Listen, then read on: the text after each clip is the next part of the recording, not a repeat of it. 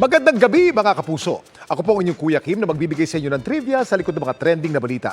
Ako'y may kwento sa inyo tungkol sa mga koi fish na palangoy-langoy at masayang namumuhay sa isang creek sa Iligan.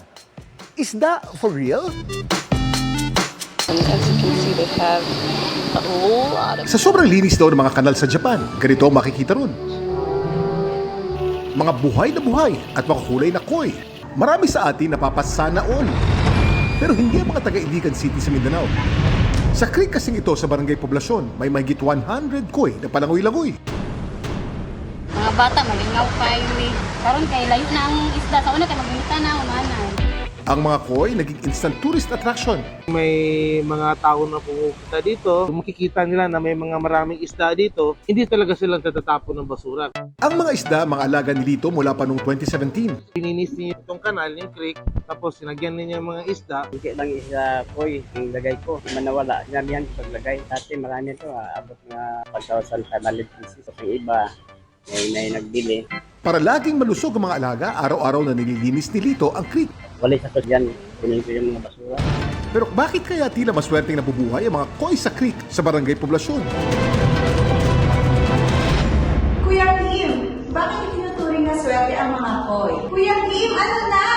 Sa Japanese culture, ang mga ito simbolo ng kasaganaan at swerte dahil sa natatangin nitong laki at mahaba nitong buhay. Ang ilang species nito maaaring humaba ng hanggang 36 inches habang ang pinaniniwalaan namang oldest known koi na buhay ng mahigit 200 years.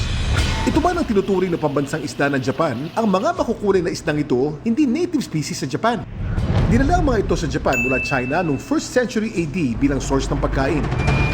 Samantala, paano naman kaya nabuhay ang mga koi sa isang creek sa Iligan?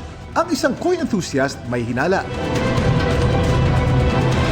Baka meron pong source ng bagong tubig doon, kaya sila nabubuhay. Kasi po ang bagong tubig, source of oxygen. Kapag may oxygen po kasi, nabubuhay po sila. Hangad naman ni Lito, Ang gusto ko sanang mangyari ngayon, tulungan ako sa government. Kaya ako lang isa eh. pero alam niyo ba kung magkano nabenta ang pinakamahal na koi sa buong mundo?